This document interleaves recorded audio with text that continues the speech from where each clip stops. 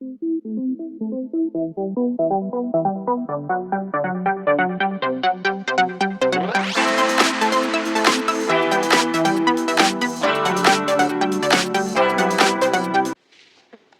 नमस्कार, स्वागत है एक बार फिर से हमारे YouTube चैनल पर।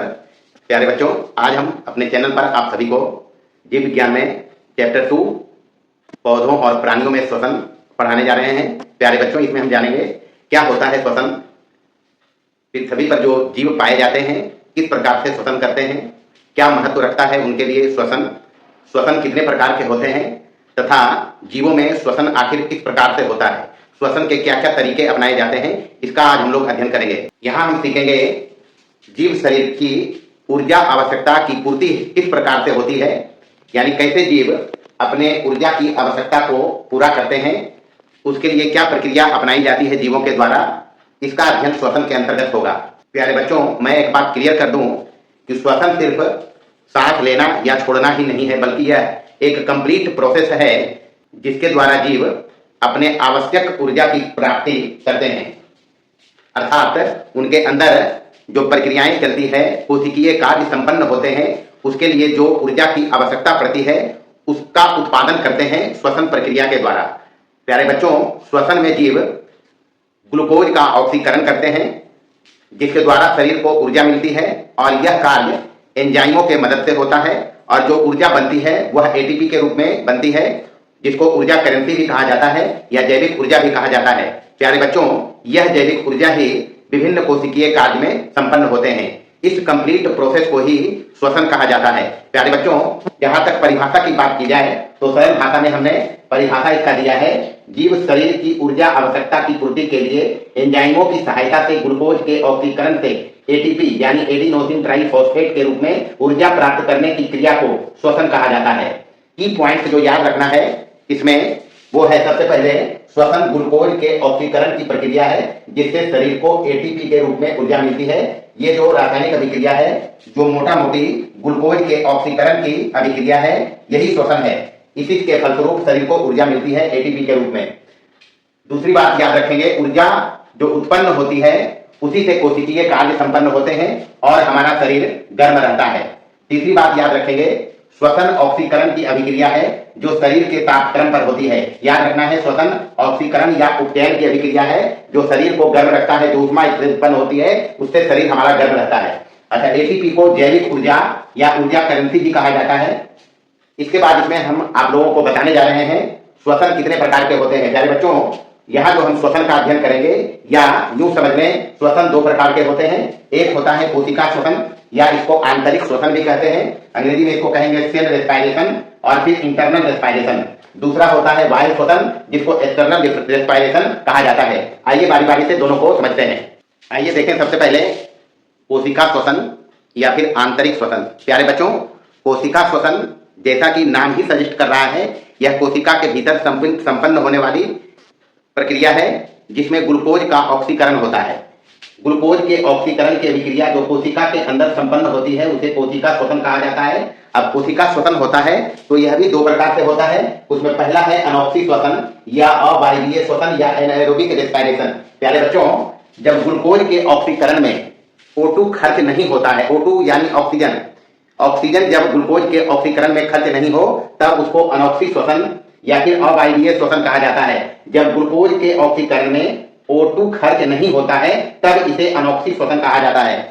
अनॉक्सी श्वसन के बारे में कुछ विशेष बात याद रखना है अपने को। सबसे पहले अनॉक्सी श्वसन तभी होता है जब O2 उपलब्ध नहीं हो या फिर माइटोकॉन्ड्रिया अनुपस्थित हो। ध्यान रखेंगे, अनॉक्सी श्वसन जब होता है तो O2 उपलब्ध नहीं होने पर या फिर माइटोकॉन्ड्रिया के अनुपस्थित होने पर, जैसे मनुष्य की छोटी आंत में पाए जाने वाले एंटामीबा एवं गोल कृमियों में O2 की अनुपस्थिति के कारण अनॉक्सी श्वसन होता है। याद रखेंगे, जीवाणु और हमारे लाल रक्त कणों में माइटोकॉन्ड्रिया की अनुपस्थिति के कारण अनॉक्सी श्वसन होता है। प्यारे बच्चों, ये दो प्रमुख बात है अनॉक्सी श्वसन के बारे में जो याद रखना है। आगे जीवाणुओं एवं पौधों में अनॉक्सी श्वसन जब होता है तब इथाइल एल्कोहल या एथेनॉल और CO2 बनता है। इस क्रिया को एल्कोहलिक फर्मेंटेशन भी कहा जाता है। ये रासायनिक अभिक्रिया इसका है जिसमें ग्लूकोज का ऑक्सीकरण होता है, एथेनॉल बनता है, CO2 और 2 ATP ऊर्जा बनती है। जंतुओं में जब अनोक्सी श्वसन होता है प्यारे बच्चों तो लैक्टिक अम्ल का निर्माण होता है, लेकिन CO2 का निर्माण नहीं होता है। यहाँ यह रासायनिक अभिक्रिया है। तो इस प्रकार से अनोक्सी श्वसन का मतलब है जिसमें ऑक्सीजन खर्च नहीं हो। ऑक्सीजन खर्च नहीं हो यानी अनोक्सी श्वसन दो केस में हो सकता है, जब ऑक्सीजन उपलब्ध नहीं हो या फिर माइटोकॉन्ड्रिया अनुपस्थित हो। एग्जाम्पल हम दिया है यहाँ और बाकी सारी बातों को ध्यान में रखेंगे। दूसरा देखेंगे ऑक्सी श्वसन या एरोबिक रेस्पिरेशन। ध्यान रखें, ऑक्सी श्वसन या एरोबिक रेस्पिरेशन जब होता है तब ग्लूकोज पूर्णतः ऑक्सीकृत होता है, यानी ऑक्सी श्वसन ग्लूकोज के पूर्ण ऑक्सीकरण की प्रतिक्रिया है जो ऑक्सीजन की उपस्थिति में और माइटोकॉन्ड्रिया की सहायता से होती है। जब ग्लूकोज का पूर्ण ऑक्सीकरण O2 की उपस्थिति में और माइटोकॉन्ड्रिया की सहायता से संपन्न होती है तब इसे ऑक्सी श्वसन कहा जाता है। ध्यान रखें, ऑक्सी श्वसन O2 की उपस्थिति में माइटोकॉन्ड्रिया की सहायता से होती है। इसमें ग्लूकोज पूर्णतः खर्च हो जाता है और CO2 एवं जल के साथ 38 ATP ऊर्जा उत्पन्न होता है। यह है रासायनिक अभिक्रिया ऑक्सी श्वसन का। दूसरा बात इसमें ध्यान रखना है, कोशिका श्वसन की जो अभिक्रिया है उसको दो भागों में बांटा गया है। एक को कहा जाता है ग्लाइकोलिसिस और दूसरे को कहा जाता है क्रेब्स चक्र। ग्लाइकोलिसिस की चर्चा हम यहाँ की है। ग्लाइकोलिसिस सबसे पहले जान ले, कोशिका द्रव में होने वाली प्रतिक्रिया है। इसमें ग्लूकोज का आंशिक ऑक्सीकरण होता है। ग्लूकोज के आंशिक ऑक्सीकरण के फलस्वरूप पायरुविक अम्ल का निर्माण होता है। इसमें 2 ATP ऊर्जा उत्पन्न होता है और 4 ऊर्जा युक्त हाइड्रोजन के परमाणु बचे रहते हैं। ये रासायनिक अभिक्रिया है। ध्यान रखना, इसमें दो विशेष बात है कि ये जो हाइड्रोजन के परमाणु यहाँ उत्पन्न हुए हैं माइटोकॉन्ड्रिया में जाकर 6 ATP अतिरिक्त ऊर्जा का निर्माण कर सकते हैं, लेकिन जब कभी O2 या माइटोकॉन्ड्रिया की अनुपस्थिति में एल्कोहल या लैक्टिक अम्ल बनता है तब ये हाइड्रोजन के परमाणु खर्च हो जाते हैं। देखेंगे कोशिका श्वसन का दूसरा भाग, जिसको क्रेब्स चक्र भी कहा जाता है। क्रेब्स चक्र इसको इसलिए कहा जाता है क्योंकि इसकी खोज हांस क्रेब्स नामक वैज्ञानिक ने की थी 1938 में। ध्यान रखना है, क्रेब्स चक्र जो होता है एक चक्रीय प्रतिक्रिया है जो माइटोकॉन्ड्रिया में होती है। इसमें पायरुविक अम्ल का ऑक्सीकरण होता है और प्रत्येक अणु से एक पायरुविक अम्ल से कुल 15 ATP ऊर्जा उत्पन्न होती है, यानी 2 पायरुविक अम्ल के अणु से कुल 30 ATP ऊर्जा की प्राप्ति होती है। ध्यान रखना है, इसमें ऑक्सी श्वसन में कुल 38 ATP और अनॉक्सी श्वसन में मात्र 2 ATP ऊर्जा प्राप्त होती है। इधर एक फ्लो शीट डायग्राम में हम दिखाया है ग्लूकोज के ऑक्सीकरण की संक्षिप्त क्रियाविधि, जिसमें ग्लाइकोलिसिस है। ग्लूकोज का ऑक्सीकरण होता है, पायरुविक अम्ल बनता है, उसके बाद एसिटाइल कोएंजाइम की सहायता से क्रेब्स चक्र में जाने के बाद कुल मिलाकर इससे 38 ATP ऊर्जा की प्राप्ति होती है। यह फ्लो शीट डायग्राम में दिखाया गया है। दूसरा देखेंगे बाह्य श्वसन, एक्सटर्नल रेस्पिरेशन। ध्यान रखें, बाह्य श्वसन का मतलब होता है सांस लेना और सांस छोड़ना, यानी सांस लेने और सांस छोड़ने की क्रिया को ही बाह्य श्वसन कहा जाता है। ध्यान रखेंगे, जिन पौधों और जंतुओं में ऑक्सी श्वसन होता है उनमें सांस लेने और छोड़ने की क्रिया पाई जाती है, वही कहलाता है बाह्य श्वसन। बारी बारी से सबसे पहले हम लोग देखेंगे पौधों में श्वसन, इसके बाद जंतुओं में श्वसन देखेंगे और फाइनली हम लोग देखेंगे मनुष्य में श्वसन किस प्रकार से होता है।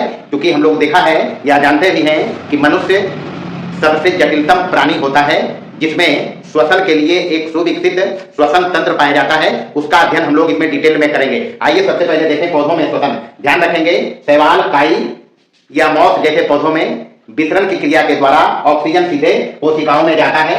पुष्पी पादपों में पत्तियों की सतह पर स्टोमाटा, जिसको वायु रंध्र कहा जाता है, उपस्थित होता है। इन्हीं वायु रंध्रों या स्टोमाटा की सहायता से वाष्पोत्सर्जन एवं गैसीय आदान प्रदान हो सकते हैं। कोमल टहनियों में गैसीय आदान प्रदान के लिए बता रखा है लेंटिसेल नामक रचनाएं पाई जाती है। मोटी डालियों, छाल वाले तने और एक बीजपत्री पौधों में थोड़ा बहुत O2 का परिवहन फ्लोएम के अंदर घुस रूप में भी हो सकता है। पौधों की जड़ों में O2 का अवशोषण वितरण क्रिया के द्वारा होता है, जो जाइलम के साथ ऊपर की ओर जा सकते हैं। हरी कोशिकाओं में आवश्यकता के हिसाब से प्रकाश संश्लेषण प्रक्रिया में ऑक्सीजन का निर्माण हो जाता है। हम लोग देखा है प्रकाश संश्लेषण प्रक्रिया में पेड़ पौधे सूर्य के प्रकाश की उपस्थिति में प्रकाश संश्लेषण करते हैं और वहां ग्लूकोज के साथ ऑक्सीजन की ही उत्पत्ति होती है। ऑक्सीजन का निर्माण जल के विखंडन से होता है। ऐसा हम पूर्व के जो अध्याय हम पोषण पढ़ा था उसमें बताया था। ध्यान रखेंगे, समुद्र के किनारे दलदलीय भागों में मैंग्रोव जाति के पौधे पाए जाते हैं, जिसमें श्वसन के लिए श्वसन मूल पाया जाता है, जिसे नोमेटोफोर कहा जाता है। प्यारे बच्चों, आइए देखते हैं जंतुओं में श्वसन। हम अपने आसपास विभिन्न प्रकार के जंतु देखते हैं। जलीय जंतु देखते हैं, स्थलीय जंतु देखते हैं। स्थलीय जंतुओं में कुछ जमीन पर सरक कर चलते हैं, पक्षी होते हैं जो कुछ हवा में उड़ते हैं। इस प्रकार के जंतुओं को हम अपने आसपास देखते हैं। प्यारे बच्चों, जंतुओं में श्वसन भिन्न भिन्न प्रकार से होता है। सबसे पहले जलीय एक कोशिकीय जंतुओं जैसे स्पंज हुआ, हाइड्रा हुआ, इन सभी में श्वसन गैसों यानी O2 CO2 का आदान प्रदान वितरण के द्वारा होता है। केंचुआ जो एनिलिडा समुदाय का प्रमुख सदस्य है, उसमें श्वसन त्वचा से होता है, याद रखना है। मोलस्का जिसके अंतर्गत सीप, घोंघा आदि आते हैं, मछलियों एवं मेढक के टैडपोल लार्वा में श्वसन के लिए गलफड़े यानी डिश पाए जाते हैं। वयस्क मेढक, सरीसृप, पक्षी वर्ग एवं स्तनधारियों में श्वसन के लिए फेफड़े पाए जाते हैं। आइए देखते हैं मछलियों में श्वसन। प्यारे बच्चों, बता रखा है मछलियों में श्वसन गलफड़ों के द्वारा होता है। गलफड़े उसमें ग्रसनी की दीवार में बनी दरारों में स्थित होते हैं, जो मुख गुहा के पिछले भाग में होता है। अधिकांश जो अस्थि वाली मछलियां होती है उनमें 4.5 जोड़े और उपास्थि वाली मछलियों जैसे शार्क हुआ, डॉग फिश हुआ, ये सभी में 5 जोड़े गलफड़े पाए जाते हैं। श्वसन के लिए मछलियां मुंह से पानी अंदर खींचती है और गलफड़े से बाहर निकालती है। मछलियों में पानी की दिशा के प्रवाह के विपरीत रक्त का प्रवाह होता है, इसी कारण गलफड़े की संपूर्ण लंबाई में गैसीय आदान प्रदान हो सकता है। विद्यार्थियों, आगे हम लोग पढ़ने वाले हैं मानव श्वसन तंत्र के बारे में। मानव श्वसन तंत्र का निर्माण एक जोड़ी नासिका छिद्र, ग्रसनी, वायु मार्ग। अब वायु मार्ग 3 पार्ट में बटा होता है। जब डिटेल में इसकी चर्चा करेंगे तो हम जिक्र करेंगे उसका। स्वर यंत्र, फेफड़े और डायाफ्राम से बना होता है। सबसे पहले यह जान लें कि ये जो श्वसन तंत्र हमारा है वह शरीर के विभिन्न भागों में ऑक्सीजन पहुंचाता है और बनने वाले कार्बन डाइऑक्साइड को बाहर निकालने का काम करता है। साथ ही यह बोलने, सूंघने में भी सहायक होता है और यह हानिकारक कणों एवं कीटाणुओं से हमारी रक्षा भी करता है। प्यारे बच्चों, श्वसन तंत्र का यहाँ हम नामांकित चित्र बनाया है, जिसमें हम जो अंग शामिल है इस तंत्र को बनाने में उसको हाईलाइट किया है। आगे हम लोग सबसे पहले श्वसन तंत्र में जो अंग शामिल है उसकी चर्चा करेंगे, फिर देखेंगे कि यह सिस्टम हमारे शरीर में किस प्रकार से कार्य करता है, कैसे ऑक्सीजन अंदर जाता है, उसको ले जाने का काम कौन करता है, कैसे वो बाहर आता है, जो कार्बन डाइऑक्साइड शरीर के अंदर बनता है वो कैसे बाहर आता है, इसकी चर्चा करेंगे। तो आइए सबसे पहले देखें श्वसन तंत्र में शामिल अंगों को। सबसे पहले देखें श्वसन तंत्र में जो प्रमुख अंग है वह है नासिका छिद्र, इसको नॉस्ट्रिल्स भी कहा जाता है। सबसे पहले जान लें मनुष्य के श्वसन तंत्र की शुरुआत इसी नासिका छिद्र या नासिका रंध्र से होती है, जहां से वायु छनते हुए प्रवेश करती है। इसमें उपस्थित श्लेष्मा में जो धूल कण वगैरह हवा के साथ जाता है वो चिपक जाता है। साथ ही सुगंध एवं दुर्गंध के रूप में वायु की रासायनिक जांच भी हो जाती है। इसके बाद आता है नासिका मार्ग, नाक से शुरू होता है, जहां पर वायु गर्म हो जाता है और आद्र बन जाता है। उसके बाद आता है ग्रसनी, जिसको फेरिंक्स भी कहा जाता है। पाचन तंत्र में इसकी चर्चा की है। यह जो ग्रसनी है जिसको फेरिंक्स कहा जाता है, यह पाचन तंत्र और श्वसन तंत्र का संयुक्त मार्ग होता है। इसी में ग्लोटिस नामक द्वार से श्वसन मार्ग की शुरुआत होती है, जिस पर एपिग्लोटिस नामक एक ढक्कन पाया जाता है। लिखा यहाँ, यह श्वसन एवं पाचन तंत्र का संयुक्त मार्ग है। इसमें श्वसन मार्ग का प्रारंभ ग्लोटिस नामक द्वार से होता है, जिस पर एपिग्लोटिस नामक ढक्कन पाया जाता है। प्यारे विद्यार्थियों, एपिग्लोटिस काफी महत्वपूर्ण कार्य करता है। जब हम लोग सांस लेते हैं तो यह ढक्कन जो एपिग्लोटिस है वह खुल जाता है, लेकिन भोजन निगलते समय और पानी निगलते समय यह ढक्कन बंद हो जाता है, जिससे श्वसन मार्ग में भोजन के कण और पानी जा नहीं पाते हैं। अगला प्रमुख अंग है स्वर यंत्र, जिसको लैरिंक्स कहा जाता है। प्यारे बच्चों, लैरिंक्स में कंपनशील स्वर झिल्लियां होती है जो ध्वनि उत्पन्न करती है। इसके बाद है वायु मार्ग, 3 हिस्सों में बटा होता है। सबसे ऊपरी भाग श्वास नली या श्वास नली, जिसको ट्रेकिया बोला जाता है, यह फेफड़े तक वायु को जाने का मार्ग देता है। इस पर सुरक्षा के लिए अर्धवृत्ताकार छल्ले भी लगे रहते हैं जो उपास्थियों के बने होते हैं। दूसरा भाग होता है वायु मार्ग का, श्वसनी या ब्रोंकाई कहलाता है। ब्रोंकाई कुछ नहीं है, सांस नली आगे चलकर 2 हिस्सों में बट जाती है। प्रत्येक हिस्सा ब्रोंकाई कहलाता है और यह फेफड़ों से जुटी होती है। वायु मार्ग का तीसरा प्रमुख भाग है श्वसनिकाएं, जिसको अंग्रेजी में ब्रोंकियोल्स भी कहा जाता है। प्यारे बच्चों, ब्रोंकियोल्स कुछ नहीं है, ब्रोंकाई की छोटी छोटी शाखाएं होती है जो वायु प्रकोष्ठों, जिसको एल्वियोलाई भी कहा जाता है, पर समाप्त होती है। इसके बाद है एल्वियोलाई या वायु प्रकोष्ठ। प्यारे विद्यार्थियों, एल्वियोलाई या वायु प्रकोष्ठ वायु की छोटी छोटी थैलियां होती है, जहां श्वसन गैसों का आदान प्रदान होता है, यहीं पर श्वसन निकायें आकर समाप्त होती है। इसके बाद है फेफड़े यानी लंग्स। मनुष्य में जो फेफड़े पाए जाते हैं कुल 5 पालियों में विभक्त होता है। दाईं तरफ 3 पालियां होती है, एक बड़ी और 2 छोटी, जबकि बाईं तरफ 2 पालियां पाई जाती है, यानी कुल मिलाकर इसमें 5 थैलियां होती है, दाईं तरफ 3 और बाईं तरफ 2। ये स्पॉन्जी रचनाएं हैं। इसके बाद है डायाफ्राम। डायाफ्राम फेफड़े के नीचे एक मांसपेशी होती है जिसका मुख्य कार्य होता है श्वसन में सहायता करना, सांस लेने में मदद करना। ध्यान रखना है कि फेफड़े में स्वतः फैलने और सिकुड़ने का गुण नहीं पाया जाता है। इसको पसलियों के 12 जोड़े घेर कर एक पिंजरा समान रचना बनाते हैं, जिनकी गति के कारण छाती का आयतन बढ़ता घटता है, और इस क्रिया में यानी छाती के आयतन बढ़ाने घटाने में डायाफ्राम की भी प्रमुख भूमिका होती है। डायाफ्राम भी आगे पीछे खिसक कर छाती का आयतन बढ़ाता घटाता है। इसके बाद ध्यान रखें, पसलियों एवं डायाफ्राम मिलकर एक कक्ष बनाता है जिसको कहा जाता है बक्ष प्रदेश या थोरैक्स। यह एयर टाइट यानी वायु रुद्ध कक्ष होता है। और एक बात महत्वपूर्ण इसमें है कि बक्ष प्रदेश डायाफ्राम द्वारा उदर प्रदेश से पृथक रहता है। आगे हम लोग देखते हैं सांस लेना यानी अंतः श्वसन और सांस छोड़ना यानी बहिः श्वसन, इनहेलेशन और एक्सहेलेशन। जैसा कि अभी हम डिस्कस किया है कि फेफड़े में स्वतः फैलने और सिकुड़ने का गुण नहीं पाया जाता है। फेफड़े में हवा अंदर जाने और फेफड़े से हवा बाहर आने में प्रमुख भूमिका होती है पसलियों की गति और डायाफ्राम की गति का।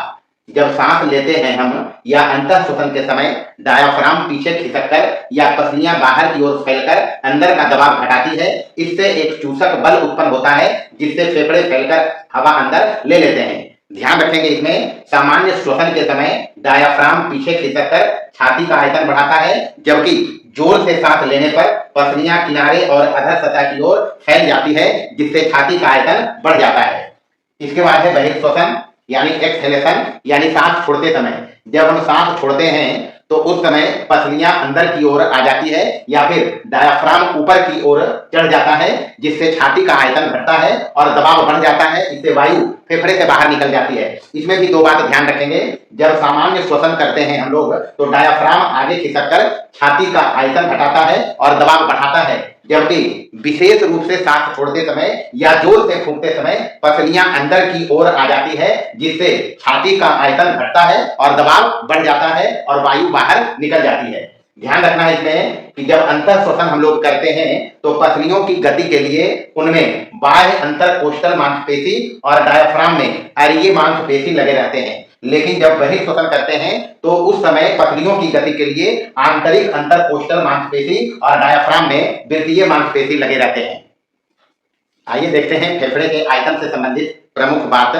प्यारे बच्चों, सबसे पहले ध्यान रखना है मनुष्य के फेफड़े का महत्तम आयतन 5.4 से 6 लीटर अर्थात 5400 मिलीलीटर से 6000 मिलीलीटर तक होता है। लहरी आयतन, सामान्य श्वसन में मनुष्य लगभग आधा लीटर या 500 मिलीलीटर वायु का आदान प्रदान कर सकता है, इसे लहरी आयतन कहा जाता है। इसके बाद है श्वसन की जैविक क्षमता। खूब दम लगाकर सांस खींचने और फूंकने पर लगभग 4 लीटर हवा खींची या छोड़ी जा सकती है, इसे श्वसन की जैविक क्षमता कहते हैं। इसके बाद है अपशिष्ट आयतन। 1.5 से 2 लीटर वायु किसी भी प्रकार से फेफड़े से निकाली नहीं जा सकती है, इसे अपशिष्ट आयतन कहा जाता है। इसके बाद है क्रियाशील अपशिष्ट आयतन। सामान्यतः फेफड़े में 3 लीटर वायु रह सकती है, इसी को कहा जाता है क्रियाशील अपशिष्ट आयतन। अब हम लोग देखेंगे गैसीय आदान प्रदान, यानी फेफड़े में गैसीय आदान प्रदान किस प्रकार होता है। प्यारे बच्चों, बताया हमने कि ब्रोंकियोल्स जो होते हैं या श्वसन निकायें छोटे छोटे वायु प्रकोष्ठों पर समाप्त होती है। वायु प्रकोष्ठ पर ही श्वसन गैसों का आदान प्रदान होता है। श्वसन गैसों के आदान प्रदान में महत्वपूर्ण भूमिका होती है ऑक्सीजन और CO2 के दबाव में अंतर का। प्यारे बच्चों, वायु प्रकोष्ठों में O2 का यानी ऑक्सीजन का आंतरिक दबाव 114 मिलीमीटर से 121.6 मिलीमीटर तक होता है, जबकि CO2 का आंतरिक दबाव 30.4 से 38 मिलीमीटर तक होता है। जबकि फेफड़े से जो अशुद्ध वायु आती है उसमें O2 का दबाव 60 से 66 mm और CO2 का दबाव 40 से 46 mm तक होता है। दबाव में इसी अंतर के कारण ऑक्सीजन रक्त की ओर और कार्बन डाइऑक्साइड गैस रक्त से बाहर की ओर वितरण कर जाता है। आइए देखें श्वसन गैसों का परिवहन। प्यारे बच्चों, हम लोग सभी जानते हैं रक्त में हीमोग्लोबिन पाया जाता है। बेसिकली लाल रक्त कण में, जो ऑक्सीजन एवं कार्बन डाइऑक्साइड को संपूर्ण शरीर में प्रवाहित करने का काम करता है। प्यारे बच्चों, हीमोग्लोबिन ऑक्सीजन से जुड़कर ऑक्सी हीमोग्लोबिन बनाता है और इसी रूप में ऊतकों तक जाता है, और जहां कहीं ऑक्सीजन का दबाव कमता है और CO2 का दबाव बढ़ जाता है, वहां ऑक्सीजन बाहर निकल जाता है। ध्यान रखना इसमें है 1 ग्राम हीमोग्लोबिन 1.3 ml ऑक्सीजन का परिवहन करता है। इस प्रकार 19 से 20 ml O2 प्रति 100 ml रक्त में प्रवाहित होता है। विभिन्न ऊतकों में उपचयन यानी ऑक्सीकरण के कारण CO2 का निर्माण होता है। यह CO2 जो बनता है शरीर में, उसका 70 से 75% हिस्सा RBC यानी लाल रक्त कण में उपस्थित कार्बोनिक एनहाइड्रेज नामक एंजाइम की मदद से बाइकार्बोनेट आयन में बदल जाता है और प्लाज्मा में उपस्थित सोडियम आयन से जुड़कर प्रवाहित होता है।